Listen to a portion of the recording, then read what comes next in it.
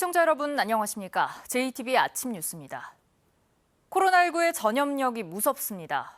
그제 저희가 단독으로 보도해드렸듯이 익산 30대 남성을 통해 가족과 친구 등 9명이 감염됐습니다.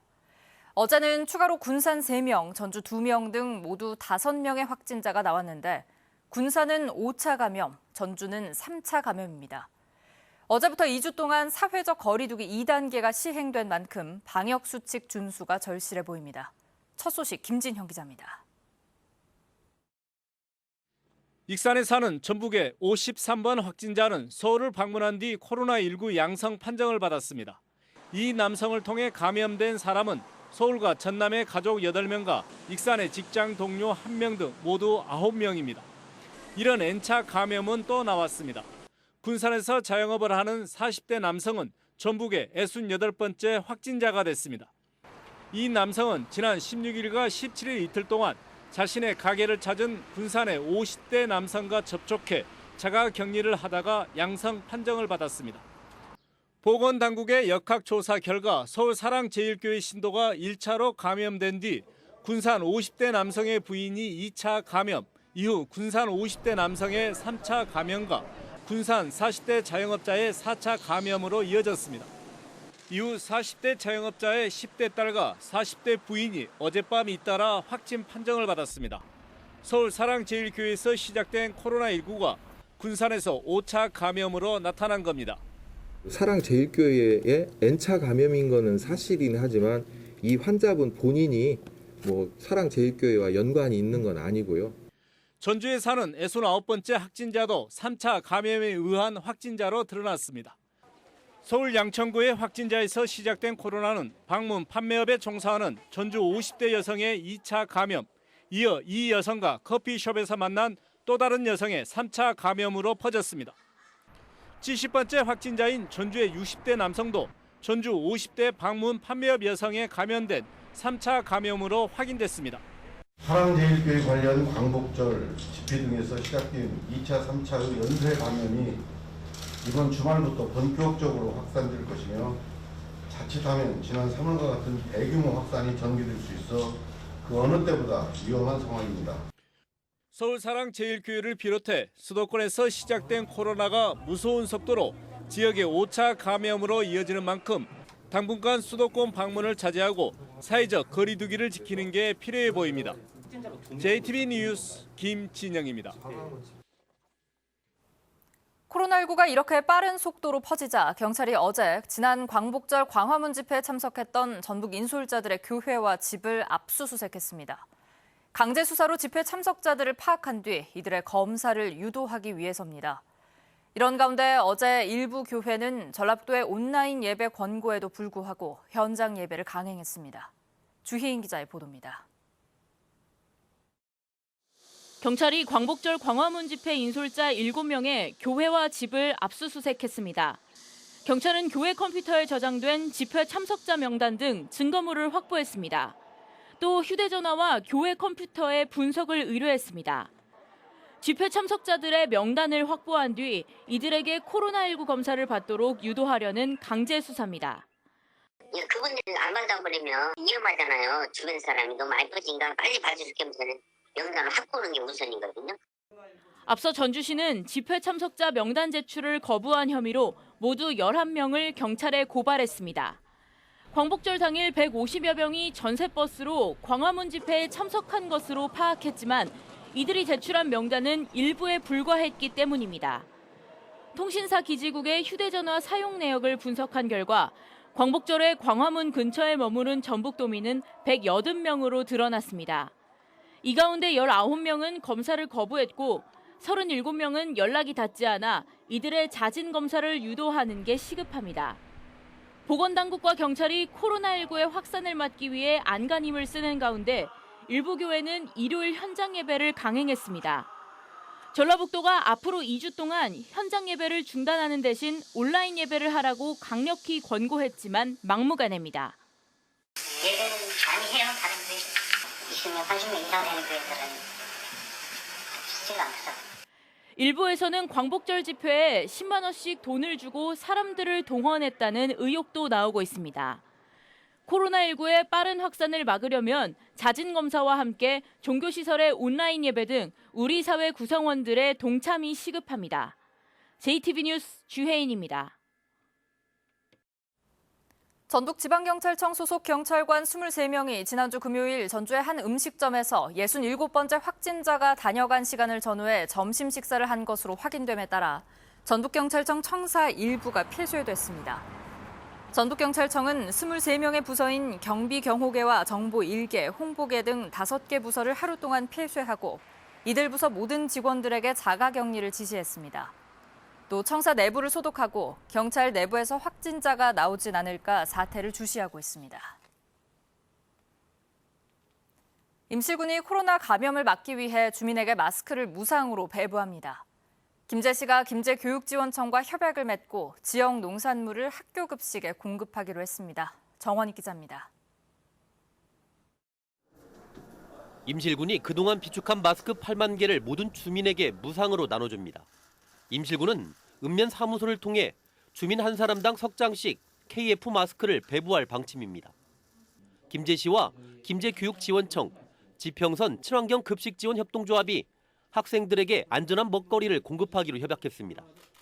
김제교육지원청은 학생들의 건강과 안전을 위해 지역에서 생산된 농산물과 가공식품이 우선적으로 학교 급식에 사용될 수 있도록 지원하기로 했습니다. 이번 협약을 통하여 학생들의 건강 보장과 농가 소득 증대를 기대할 수 있으며 먹거리 선순환 체계를 구축하여 푸드플랜 종합계획을 추진해 나갈 계획입니다. 정읍시 장애인 종합복지관이 정비업체와 함께 장애인 차량을 무상으로 점검해줬습니다. 정비업체는 브레이크와 에어컨, 연료인 LPG 가스의 누출 여부 등 차량 상태를 살펴보고 전구 등 소모성 부품을 무상으로 교체했습니다. 우리 장애인들 어디 카드 딱 왔다 갔다 하는데 불편한데 그걸 다 해서 온 것 같아요. 너무 좋아요. 고창군이 멜론을 싱가포르에 수출하기에 앞서 소비자를 대상으로 품질 평가회를 가졌습니다. 고창에서 생산된 멜론은 당도 측정 결과 15브릭스를 넘었고 아삭한 맛과 멜론 특유의 향이 살아있는 등 농촌진흥청의 기준에 적합한 것으로 평가받았습니다. JTB 뉴스 정원익입니다. 오늘 아침 신문 살펴보겠습니다. 먼저 전북일보입니다. 수마의 상처가 아물지 않은 가운데 코로나19로 수해 복구가 지체되는 상황에서 태풍 바비까지 전북을 관통할 것으로 보여 추가 피해가 우려됩니다. 사회적 거리 두기가 2단계로 격상되면서 수재민들에 대한 인력 지원이 끊겨 추가 피해가 발생할 경우 완벽한 복구가 사실상 힘들어질 것으로 보이기 때문입니다. 기상청은 태풍 예보는 시시각각 변하기 때문에 기상 정보를 참고해 안전사고를 예방할 수 있도록 대비해달라고 당부했습니다. 다음으로 전북도민일보입니다. 전북교육청이 코로나19 확산 방지를 위해 각종 행사를 미루거나 취소했습니다. 오는 29일 예정됐던 2021학년도 대입 수시 지원 전략 설명회를 온라인으로 대체했습니다. 또 여름맞이 청소년 미디어 리터러시 교실 행사는 다음 달로, 전북 토론학교 고등학생 토론 캠프 역시 잠정 연기했습니다.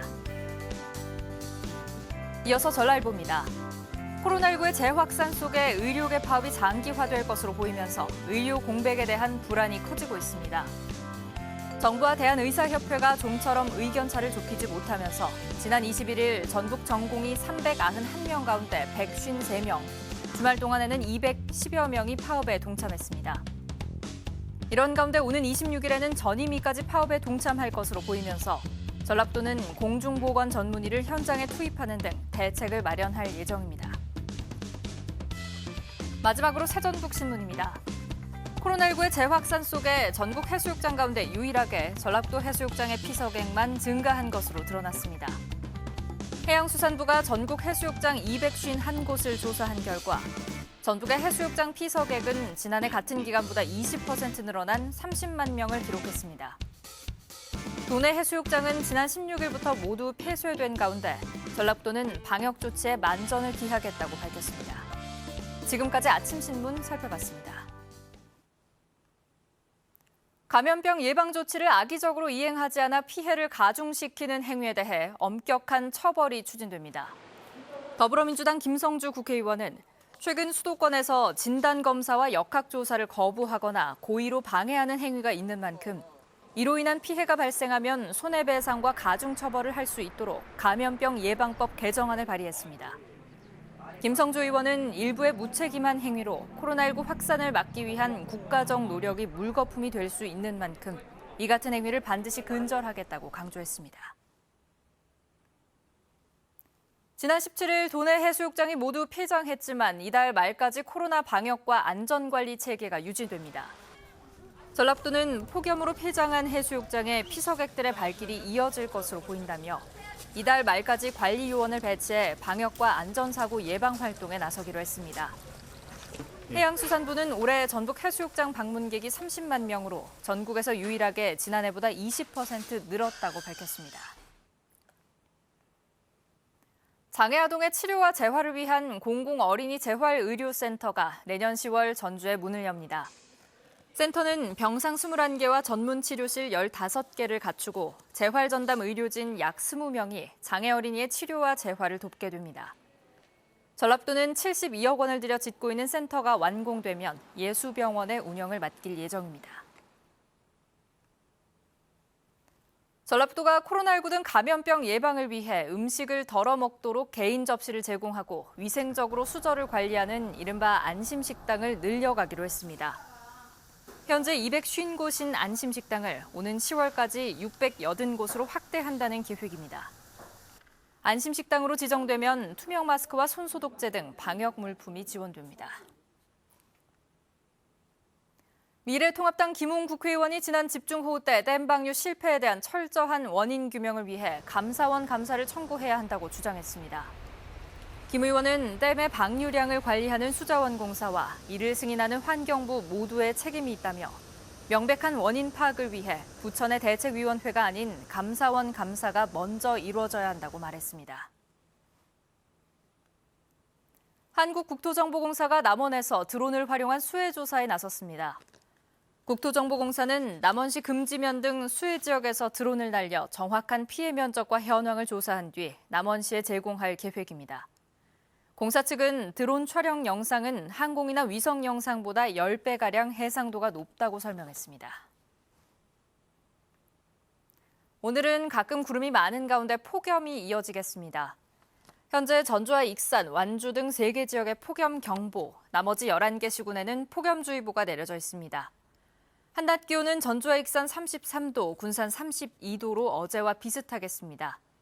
오후 한때 무주와 진안, 장수 등 북동 내륙 지역에는 5에서 40mm의 소나기가 내리겠습니다. 내일도 불볕더위 속에 내륙 지역에는 오후 한때 소나기가 오겠고 모레는 태풍 바비가 북상하면서 전북에 영향을 미치겠습니다.